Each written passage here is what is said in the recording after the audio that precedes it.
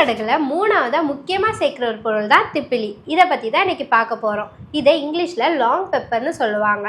மிளகு எப்படி கோல்டு காஃபை சரி பண்ணுமோ அதே மாதிரி தான் இந்த திப்பிலியும் கோல்டு காஃப்க்கு ஒரு நல்ல மருந்து. திப்பிலி fever, indigestion, gastric problem, lung problem, cholesterol, நெஞ்செரிச்சல், அப்புறம் பசியை தூண்டுறதுக்கும் ஹெல்ப் பண்ணும். இதில் anti inflammatory, anti bacterial, anti fungal and anti oxidant properties நிறையா இருக்குது. இதை நிறைய இடத்துல நிறையா மெடிசனுக்கு ஆயுர்வேதாவில் யூஸ் பண்ணுறாங்க.